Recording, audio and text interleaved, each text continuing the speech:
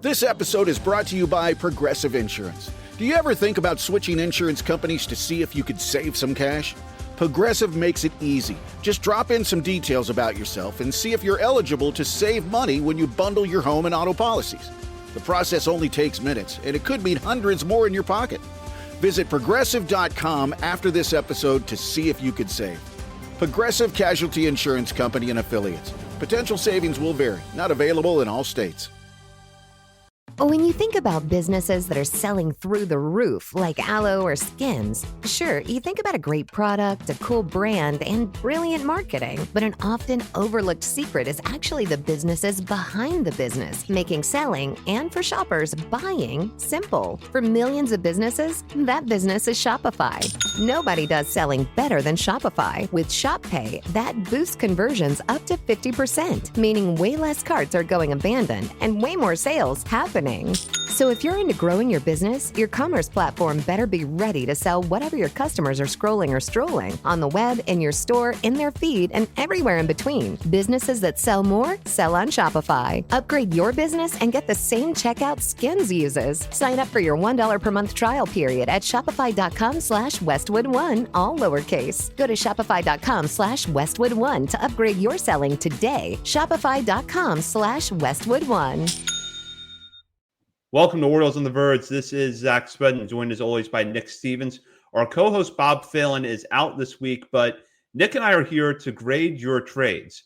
Just like we did last year, we took hypothetical trades from our listeners and decided that we were going to run them through the baseball trade simulator and grade them on a 20 to 80 scouting scale. And Nick, just to give a little bit of background on the simulator before we get started. I know that Bob is really the biggest user of that tool among the three of us, but you and I had a chance to fool around with it this weekend in preparation for this show. And I don't think it's necessarily a perfect reflection of market value, but it does give you a sense of value and what could be deemed a realistic trade versus something that seems completely outlandish and lopsided in favor of one team. Yeah. I always hated this thing. I always said I wish you could block screenshots on social media. And I wanted to block the screenshots of everybody being like, look at this trade, look at this trade, look at this trade. But yeah, I do, and getting to play around with it, it is kind of fun. Just like the mock draft simulator tool that we were using, getting to do that whenever.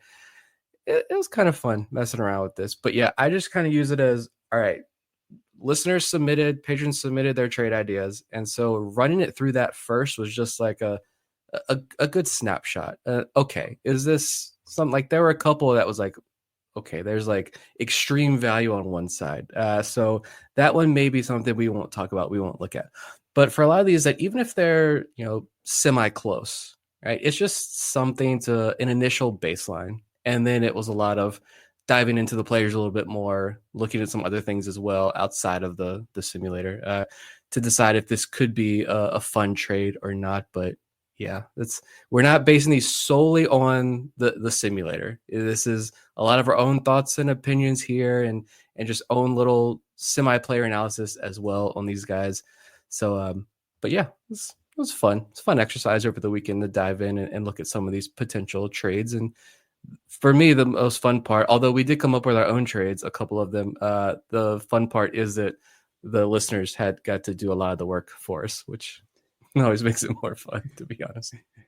Exactly. And just to follow up on what you said there, yeah, Nick and I are going to have our own evaluations. We didn't use a trade simulator to come up with those numbers. We really use it more as a filter to see, okay, what trade proposals that we got in seem realistic. One anecdotal observation that I made about the simulator, which you can find over at baseballtradevalues.com.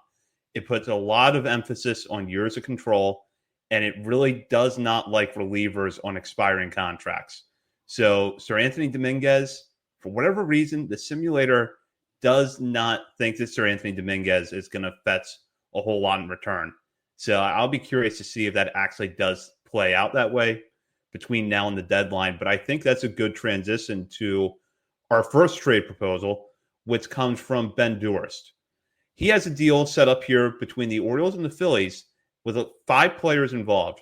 Gregory Soto and Sir Anthony Dominguez go back to Philadelphia after being traded by the Phillies to the Orioles at last year's deadline in separate trades, along with Cedric Mullins. In return, the Orioles get right-handed pitcher Mick Abel, one of the top pitching prospects in the game and one of the Phillies' top prospects, along with right-hander Gene Cabrera. So, Nick, how would you grade this trade? I mean, I absolutely do this trade, of course. I don't think the Phillies do, though. And kind of looking around, it's kind of funny to look at, though, if this trade were to happen, and you look at outside of Andrew Painter, and of course the Phillies went pitcher heavy in this year's draft class. Gage Wood, K.W. Mueller, Cody Bowker, Sean Youngerman, like they went pitcher heavy from the jump.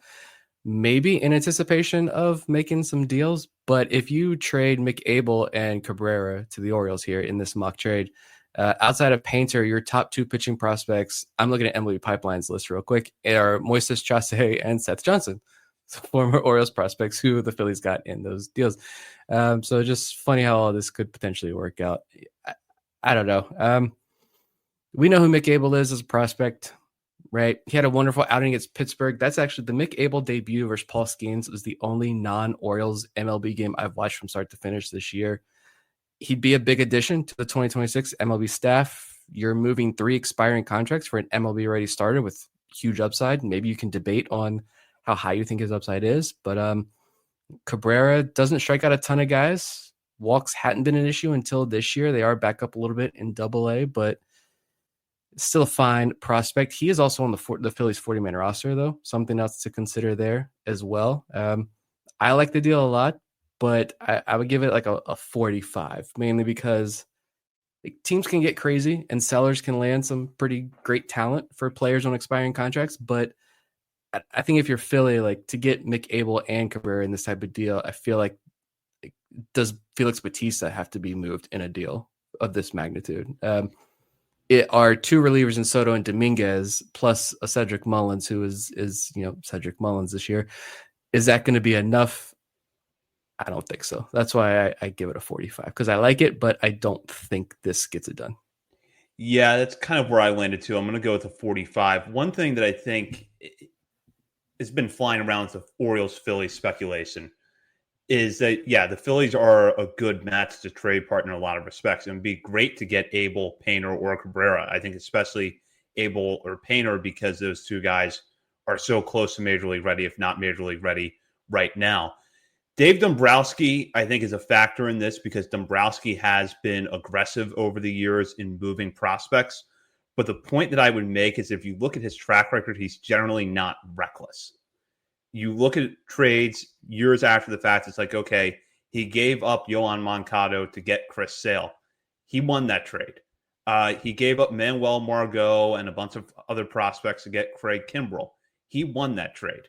He won Andrew Miller and Cameron Maybin for Miguel Cabrera and Dontrell Willis. And it didn't matter that Dontrell Willis was terrible after he went to Detroit. He won that on Miguel Cabrera alone. So this, even with Dombrowski's aggression, would skew towards reckless for me because you're an organization that has an older major league roster. You've got 2 very good pitchers that probably are close to the end of their primes, if not, Zach Wheeler certainly is not out of his prime yet, but he's already dropped hints that he could retire in a couple of years. I think we've kind of already seen the best of Aaron Nola. If you don't win the World Series after you make this trade, you probably slammed your window shut for the next 5 years. Yeah, Jesus Luzardo, you don't know what you're going to get out of him with the injury front. Like Taijuan Walker is getting up there in age. Like, yeah, the lineup specifically getting a lot older. So yeah, I agree. I know Mick Abel's a popular target of Orioles fans, and I agree. I would love Mick Abel. It's, but yeah, I'm just the biggest wild card for me is just how much and these are going to be popular names in the other trades we're going to look at as well, and maybe even some that we came up with our own, but just how much can we realistically expect to get back for like Soto and Dominguez specifically? I think that's obviously the big wild card in all of this. And hopefully it's more than what we expect, but I'm also going into this being a little bit hesitant that maybe it may not be as much as we're kind of hoping for, but that's, I feel like, typically the case with all these trades at the deadline. We're going to overvalue our guys, and we're going to undervalue other teams' prospects, and we're going to overvalue our prospects. And you propose a trade and nobody likes it, nobody's happy. That's how it goes. Exactly. All right. Ben has another one though. I'll give you first crack at this one. He's got Zach Eflin to San Diego for right-handed pitcher Braden Nett. And Baseball Trade Values has given this an advantage to the Padres. But what do we think about this deal? I give this one I'm going to go to 50 on this one, because if the Padres think that they could get something close to the best version of Zach Eflin in the second half and into the postseason, this is probably a fair deal.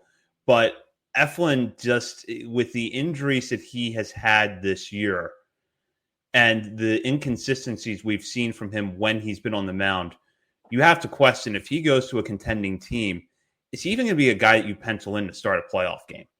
And that's really the first question I would ask myself if I'm the Padres is, okay, maybe Braden Nett is not necessarily a long-term building block, but he's still a 23-year-old putting up good numbers in Double-A. Do I want to give that up to get a guy that has had a bad first half and is on an expiring contract and might not start a playoff game for me? So that's a real consideration that I would have. If Eflin were healthy and close to full production, I think this would actually be a steal for the Padres. But Eflin's injuries and inconsistent production this year make this one a little bit more questionable. Yeah, I looking into Nett. I didn't know too much about him at all before this, and looking into it, I like this kid a lot, actually. The Padres' whole situation is going to be interesting to see what they do, because we know AJ Preller is going to want an AJ Preller. We know that seat has got to be burning hot at this point. But on the pitching side, like, you're relying on Yu Darvish. Nick Pavetta's having a fantastic year. Great for Nick Pavetta. Great for many of my fantasy teams.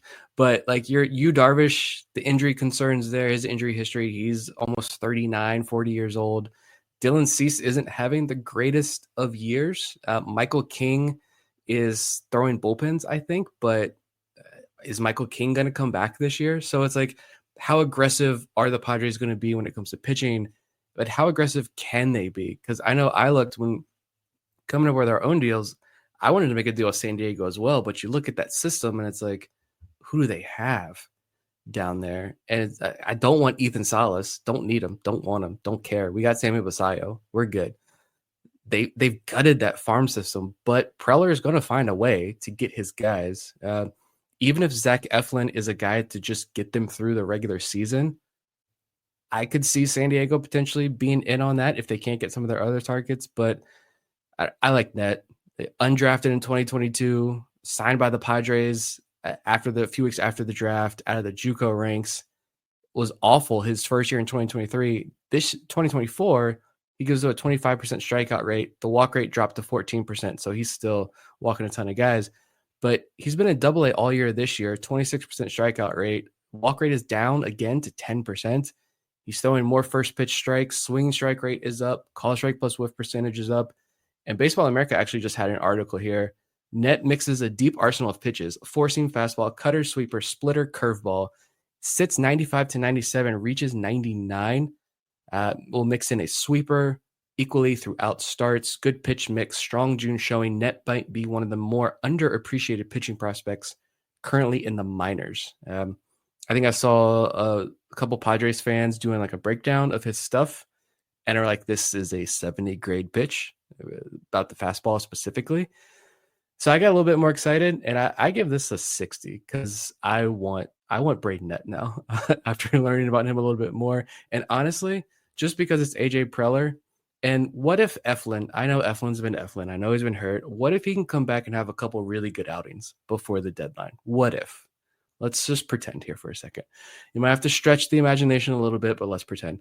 Could you get Braden Nett, and if AJ Preller's desperate, some other targets go off the board? and now he's calling you. He's calling Michael Elias. He's calling the Orioles, and you know the desperation is setting in. Can you get Braden Nett and Tyson Neighbors as well in this deal? Strictly a relief prospect. And if you're the Orioles, if you got to sweeten the deal with some 18-year-old Dominican Summer League prospects, so be it. Like, I would love Nett and throw Tyson Neighbors in the deal as well. 56 strikeouts in 37 innings this year, already up to Double-A. Again, strictly a relief prospect, but the swing and miss stuff, the high intensity fastball velo, it's all there. This kid is electric. Yeah, let's expand that deal a little bit more, get a little bit more, and I'm fully down with this trade. Yeah, the desperation factor could be key here. If you can get AJ Preller in a spot where his targets are coming off the board and he does have to overpay a little bit to get Eflin, then I think that this becomes a real plausible option. Go to one now from Bobby Jones. And I find this interesting because so many of the proposals that we got focused on players on expiring contracts, but he has the Orioles giving up two players that have a few seasons of team control left, Keegan Aiken and Ramon Urias to the Cubs for right-hander Brandon Birdsell. Birdsell began this year on the IL, but is currently pitching at AAA Iowa. He won minor league pitcher of the year in the Cubs organization last year. So the Orioles get a close to major league ready arm and a 25-year-old Birdsell, and they'll give up Keegan Aiken, Ramon Urias to do so. Nick, what are your thoughts on this proposal? I don't hate it. If it was Charlie Morton and Ramon Urias, if that could get it done, absolutely. We don't know if Jeremiah Jackson can replace Ramon Urias on the roster, but he's certainly showing everything he can in AAA right now. So I have no idea what clicked. I don't know if anyone does, but a minor league cast-off from the Angels, league average bat in Double-A when he signed with the Orioles, and now he's got 30-something games in AAA and 14 doubles and 10 home runs. I don't even know what the WRC plus is right now, like 150, 160 something. He's having an insane run in AAA. So if you move Ramon Urias to a team like Chicago who could use him, you could potentially have his replacement here in Jeremiah Jackson. And Jackson could even be that utility guy next year at the major league level and be successful. Of course, we don't know if what he's doing right now is going to translate to the big leagues, though. Birdsell could also fill the Aiken role. Like, Birdsell's 5 years younger. You're going to have him. He's going to be more controlled for a couple more years. He can end up being your long reliever as well. Younger, more upside, filling that same role, maybe even be a back end of the rotation guy. Fangraphs gives him a 70 future value command, an overall 45 grade prospect with back end rotation potential. I like it, but he also missed most of this year. I think he just returned. He had some oblique issues. He's had shoulder issues in the past.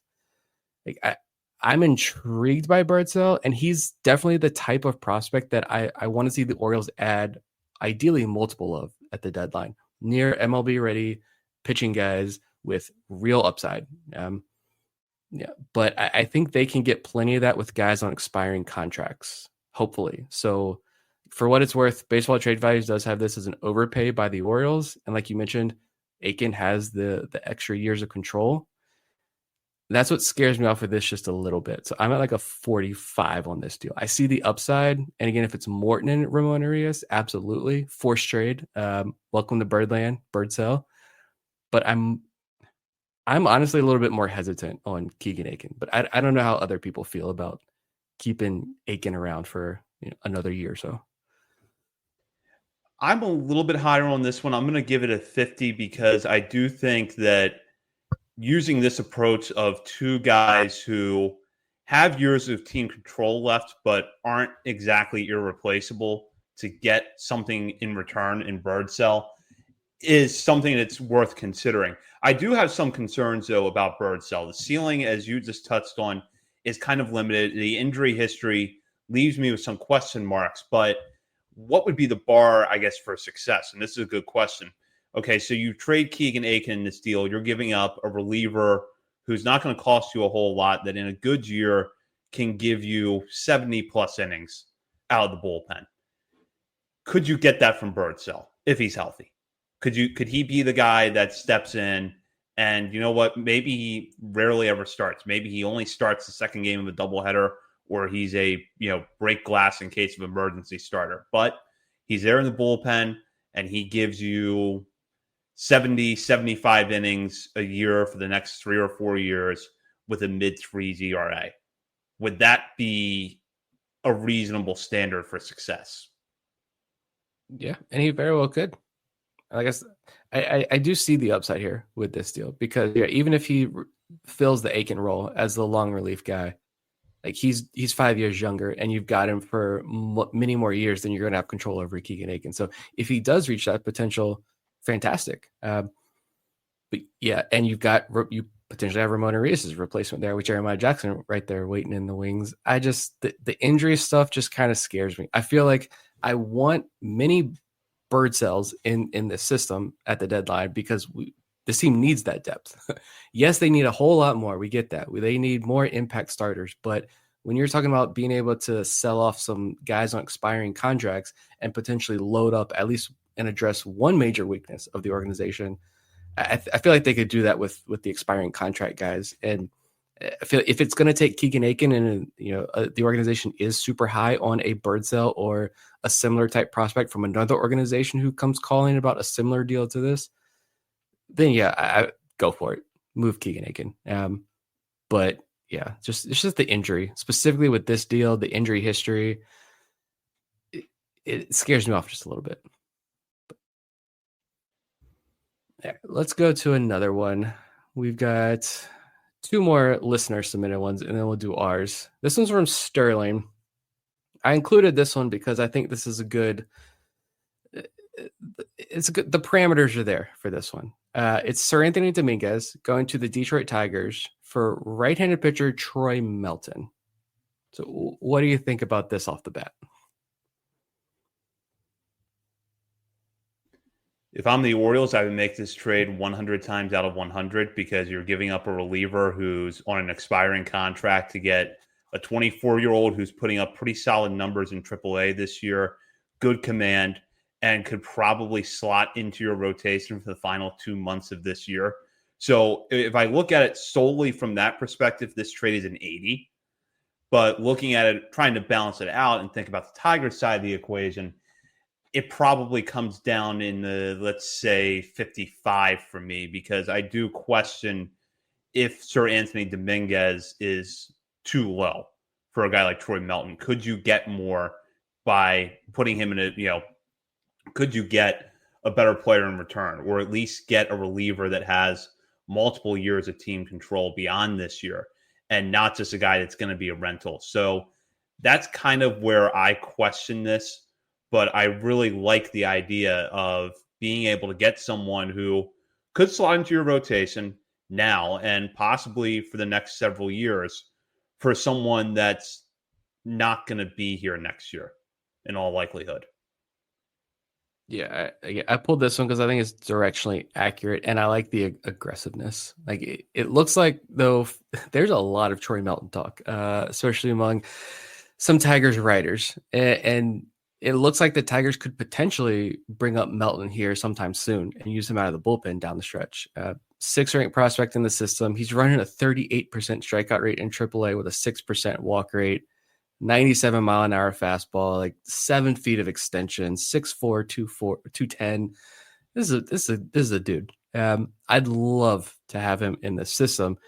If you look at baseball trade values, it is Melton has 6.5 surplus value. Of course, like you mentioned, Sir Anthony Dominguez is negative 0.7 to their website. Of course, take that with a grain of salt. But I like the idea that if Detroit wants if their relief options get scarce and they start getting anxious, like how high do they pay up? And I think if they come calling about Sir Anthony Dominguez, I like this trade proposal because it's like, let's start with Troy Melton.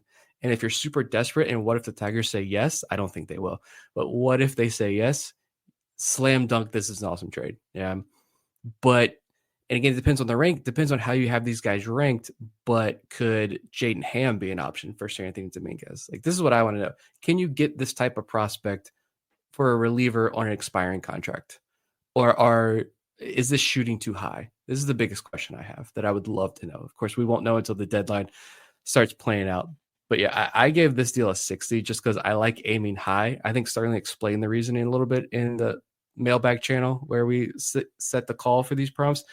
And I agreed, like start high. And if they go for it, if they bite, great. If not, can you still get another one of their pitching prospects who's maybe a little bit further? I think Jaden Ham's in AA. He's a little bit further away from the pros. And if you can, or the major leagues, if you can get one of those guys instead, fantastic. Again, Seranthony Dominguez isn't coming back next year. So if you can get a guy who could potentially be in your rotation in the next year or so, or by the end of next year at the latest, great. Let's go. Well, I should point out that Jason Beck over at MLB.com reported earlier on Monday that the Tigers were promoting Melton to the major leagues and that he was slated to start for the Tigers on Wednesday. So we do have that little bit of news. Now, I agree with Sterling's logic, and I'll throw this out there as kind of something to think about in the back end. Let's say Dominguez for Melton straight up is not enough to get this deal done. Could you throw in Gregory Soto to the same trade? Here's 2 relievers to bolster your bullpen down the stretch. Would you perhaps dangle Ramon Laureano there? Not that the Tigers necessarily need outfield help, but he's having a good year. He's got a pretty reasonable team option that could be picked up after this year. Is that too high, or would that seem maybe about right to you? Could be right. And if so, I do that as well, to be honest.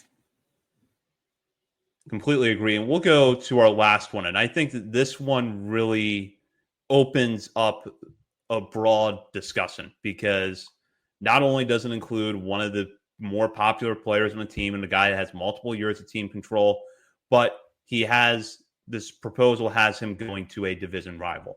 And this proposal from Devin is right-hander Felix Bautista and first baseman Ryan O'Hearn to the Red Sox for 3 pitching prospects, left-hander Peyton Toll, right-hander Luis Perales, and right-hander Jedison Paez. So, Nick, what are your thoughts on this? And we had to include a Felix Bautista offer, right? I don't know. Yeah, it's like you said, it's got the division rival aspect of it. It's got your closer with multiple years of control and a window that hopefully is still wide open going into 2026. I do not want to trade Felix Bautista at all, and I would not actively be shopping him. But if a team does call about Bautista, I am listening with an open mind, obviously. I think Jeff Passan updated his top 50 free agent list over at ESPN. I was reading that this afternoon and gave it like a 15% chance that Bautista gets traded. I think that sounds about right. It's got to be an offer that really blows you away. And does this one, Peyton Toll's putting up eye-popping numbers with an unbelievable fastball. He's 6'6", 250.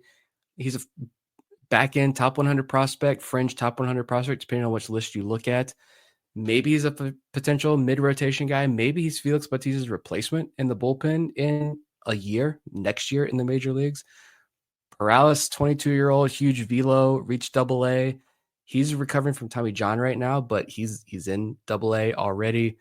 And Paez is the younger, the more flyer prospect, high A, tons of strikeouts, very, very, very little walks in his career.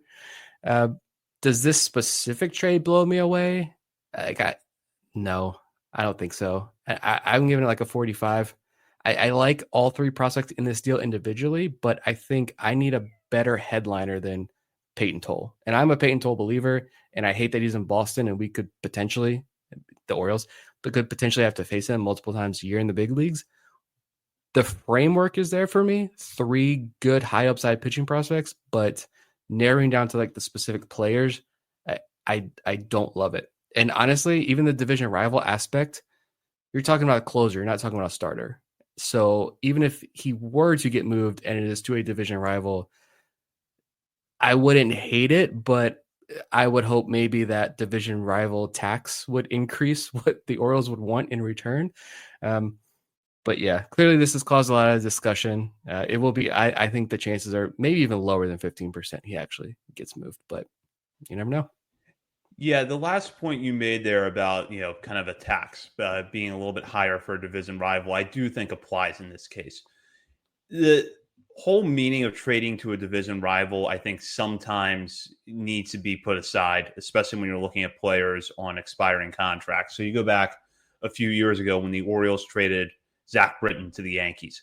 I had no problem with that trade at the time, and I still don't have a problem with it because Britton was a free agent at the end of the year. The Yankees might have signed him as a free agent anyways, and you got Dylan Tate out of that. So that was not a bad trade by any stretch at all. If Batista was on an expiring contract, I'd say, you know what? Is it going to suck to watch him close out playoff games for the Red Sox this year? It is, but he's going to be a free agent after the year, and he might sign somewhere else. And even if he stays in Boston, well, chances are the Red Sox were planning to sign him all along. But because he has multiple years of team control left, for me, the price tag has to be higher than this. That's why I'm going to agree with you here and give it a 45. I think overall, these prospects are good players, and I certainly think that if you could get one of them straight up for O'Hearn, you need to give that a long look. But if you're going to put Bautista in this deal, I got to have a little bit more coming back. And it really, I've sort of settled that if Bautista is going to be traded, I want it to be to the Phillies because I think that that increases your chances of getting Andrew Painter or Mick Abel back in a deal. Outside of that, I don't have a whole lot of interest in moving him. No, I would love to know what kind of offers the Orioles are going to get, though, because it looks like, at least based on the latest stuff, it looks like the A's aren't willing to deal Mason Miller. I think I saw something about Johan Duran from the Twins. That seems iffy. It just doesn't seem like the high-profile lockdown closer.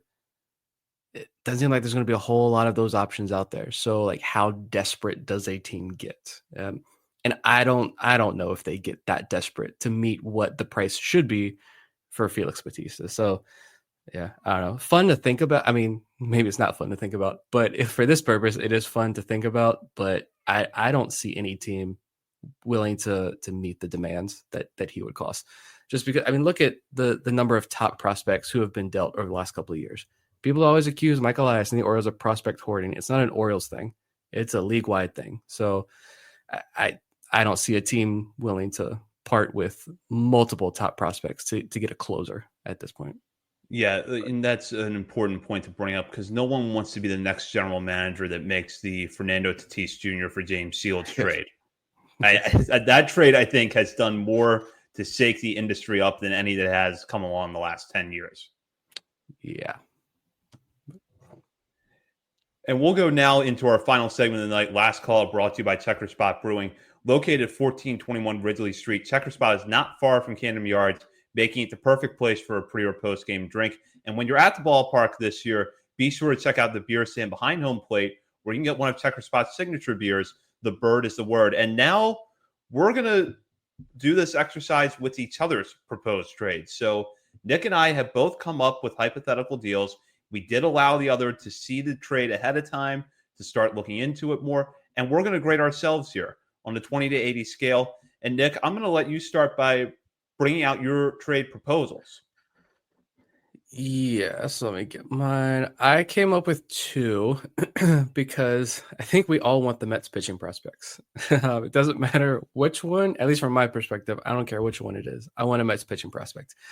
And so you already had one down. I had to do one. So I did a second one. So both of our deals aren't just here's a deal for a Mets pitching prospect. But my first one is a 1-for-1 swap.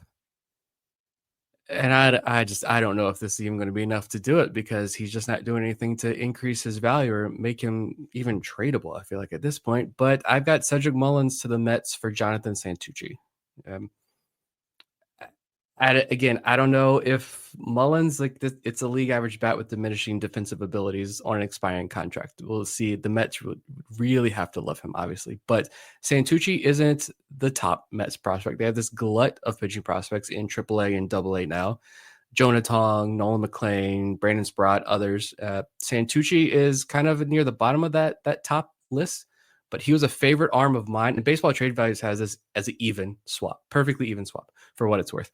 But Santucci was a favorite arm of mine in last year's draft coming out of Duke. Struggled with command a little bit. Had the injury history as well. I think it was like a rib injury that cost him some time last year. Mets still took him in the second round.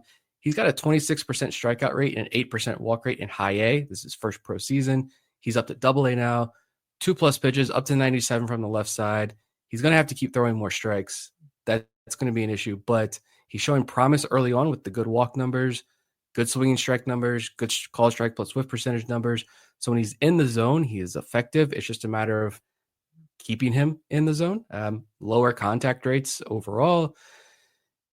It's only a 7-inning sample in Double A, so can't really go off anything there, what he's been doing. But I don't know. There's rotation upside here with Santucci. And if you can get that type of pitching prospect for a declining Mullins, who may end up leaving for nothing at this point if he keeps tanking his value like this, I don't know. What do you think about this 1-for-1 swap?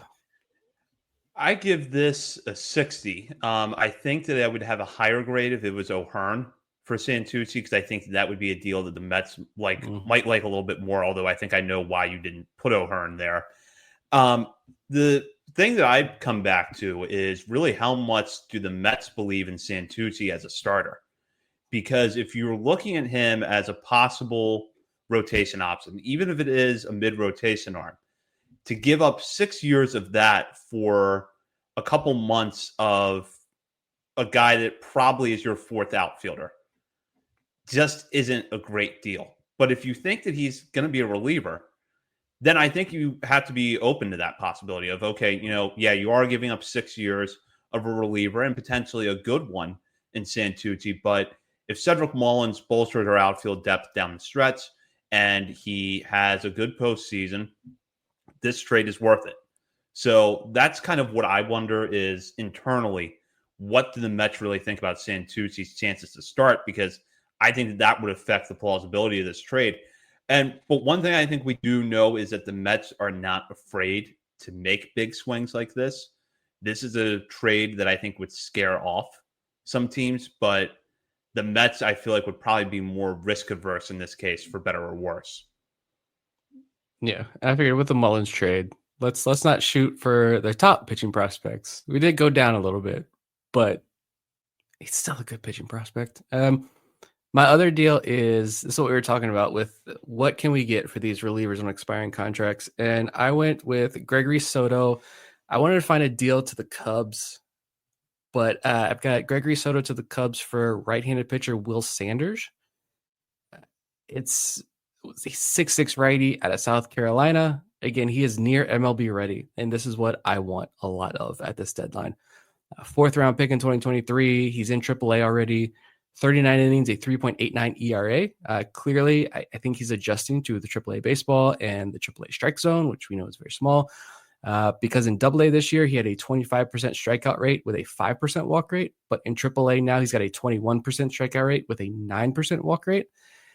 And this deal honestly just came out of my being fixated on finding something that sends a reliever to the Cubs and is different from the other Cubs trade we just talked about. And with Sanders, are there tweaks you can make in his profile that can unlock more swing and miss and make him a more viable, back into the rotation pitching prospect? If so, great. If not, is Gregory Soto for a potential long relief type pitcher? Is that a more realistic option? What we're going to be looking at for a Gregory Soto return? That is the big question for me at this deadline. But yeah, I like Will Sanders just because he's near MLB ready, and you need a lot of these arms to get through the season, and Will Sanders could be one of those guys for you. I give this deal a 70 because it's one that I would make 100 times out of 100, and I do think that it is plausible, especially if the Cubs think that Sanders is going to end up in the bullpen. And depending on what scouting report you read with Sanders, you might come away with some different conclusions. I do agree that some of the dip in production that we have seen in AAA this year is pretty explainable when you consider the changes in the baseball and the strike zone. But given some of the struggles we've seen pitchers have, not just in the Orioles system, but across the game in the last few years, I would actually say that Sanders is making that transition okay. His numbers at Iowa aren't setting the world on fire, but 3.89 ERA, 4.52 FIP over 39 to third innings is nothing to be ashamed of. Strikeout rate, 20%, walk rate, just around 9%. So he's putting up pretty solid numbers. And for the Cubs, you get a reliever that could really help you down the stretch. and you give up a guy that might slot in as your number 5 in a year or two if everything breaks right. But for the Orioles case, you're absolutely right. They need more pitchers like this towards the top of the minor leagues. And even if they don't think Sanders can help them this year, it's worth bringing him in now, especially because he's not Rule 5 eligible for another year. So you're not adding to your Rule 5 roster crunch. You're getting a guy that you can slot at worst in Norfolk's rotation next year. And you can give it time to figure out, okay, is he a starter? Is he going to be a reliever? Could he have a Braxton Bragg-esque stuff jump after coming over the Orioles system? Yeah, it's something that might not happen, but it's a possibility that I think you could dream on. I really like this move. I didn't even think about the Rule 5 stuff. That's something else to consider too that I did not. So I'm glad that in that scenario he still has an extra year. But yeah, that's what I want. I want controllable, young, near MLB ready arms, and I think that's what we're going to get. I have this feeling that the returns aren't going to be as high as a lot of people want with some of these guys, unfortunately. But if you can address at least one of these weaknesses, which is pitching depth, if you can address one of these, it's a win this offseason. I know it's not a big win. We're still banking on the Orioles having a major offseason, but it's a win nonetheless, which I feel like we can take any win we can get at this point. But your trade. All right, so I have a trade between the Orioles and the Mets. Ryan O'Hearn would be going to the Mets in this scenario. The Mets get an immediate upgrade at DH, give themselves another power bat down the stretch. And I threw in Heston Kjerstad, knowing that I don't know what his future is going to be in Baltimore, and thinking ahead to this offseason, Judd Fabian and Dylan Beavers are both going to be Rule 5 eligible. If they're not promoted to the major leagues before the season ends, you're absolutely going to protect both of them. So you have in-house replacements. You can open up a spot in your outfield on the 40-man roster now by giving up a guy who, based on what we saw this year, I don't know you can count on as part of your long-term plans, but who could reasonably benefit from a change of scenery. And if the Mets don't expect to keep O'Hearn after this year, they could pencil him in as his replacement next year. And coming back from the Mets, I have Blade Tidwell highlighting this package. Tidwell is not the top pitching prospect in the Mets system, according to most lists, but you're getting a guy at AAA who's pretty much major league ready, if not very close to major league ready. And then I wanted to sweeten this deal a little bit more for the Orioles. So I looked for a mid to upper level minor league arm who has a few years left before he hits Rule 5 eligibility. And I settled on right-hander RJ Gordon, who the Mets chose in the 13th round out of Oregon in last year's draft. He made his full season debut at High A this year and was very good over 67 innings, was recently promoted up to Double A.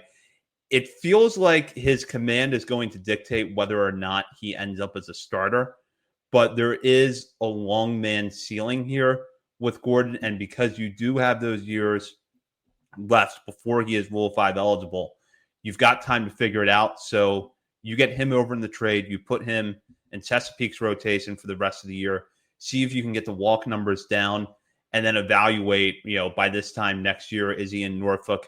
Do you see him as a starter or reliever? So that's my hypothetical. All right, I'm going to bump. I knew nothing about Gordon, so I'm going to bump it up to a 60 because I like that. Again, more depth. Here's Tidwell. I pulled these up earlier. Let me see if I can share them. That's for anyone watching live. That is Blake Tidwell's StatCast card this year. If you look at his baseline stats, they're maybe not overwhelming. But when I was diving into Tidwell a little bit more here, like that's lovely.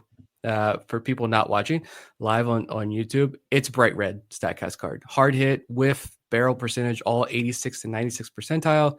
Fastball velo, 94th percentile. End zone contact rate, 78th percentile. 90th percentile K to walk.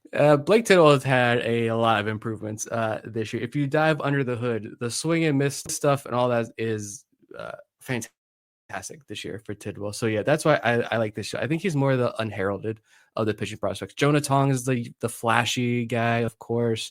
Santucci is just a personal preference for mine because of his college days at Duke, but Tidwell, even Brandon Sprott, if it's him, like, I know, and this is just because this morning, actually, in preparation for this, I happened to see a tweet from Chris Clegg.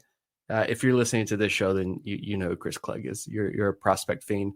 But Chris had a tweet that showed Sprott has completely changed his pitch usage, and the results since he's vastly changed his pitch usage have been much better. So I'm even down for Brandon Sprott at this point. I just want some of this Mets pitching prospect love because they've got a lot of it. They're all nearing the MLB ready level. Give me one, give me two. Let's attack these guys. If it takes O'Hearn, Mullins, whoever the Mets want, I'm down to trade them to New York. Yeah, the reason I settled on Tidwell was that when I looked at the top tier of pitching prospects in the Mets system, he was having a better year than Sprout, but maybe not the flashiest numbers. So, would the Mets want to give up Tong or McLean for half a season of O'Hearn and a complete lottery pick or a lottery ticket in Kjerstad? Probably not, but I think Tidwell might be achievable. I don't know. Of course, we'll see how things. Oh, go ahead, Nick. When is the deadline? How many days do we have? How many weeks do we have? 10 days. 10 days. Great. Perfect. 7 days until the draft signing deadline that we just talked about in the last episode. And 3 days later till the MLB draft or trading deadline. So it's going to be a fun 10 days. We'll say that. Hopefully it's a fun 10 days. Yeah, absolutely. And we will have plenty of coverage for you here at Orioles on the Verge. Not will we have our regularly scheduled shows, but if one or two major trades do happen between now and the July 31st trade deadline, we might have some emergency shows. So you're going to want to keep an eye out on our social media for that. And we have many social media channels. We can be found over at Facebook, Instagram, Threads, X, TikTok, YouTube, Twitch, and Blue Sky. We're also over at Substack, OriolesOnTheVerge.substack.com. And while you're browsing around the internet, be sure to head over to Patreon and sign up to become a member today at the $3, $5, or $10 levels. Once you sign up, you will have access to bonus weekly shows from Bob, Nick, and myself, as well as monthly updates to our top 50 prospects list. For Bob Phelan and Nick Stevens, this is Zach Spedden. You've been listening to Orioles on the Verge, part of the Believe Podcast Network.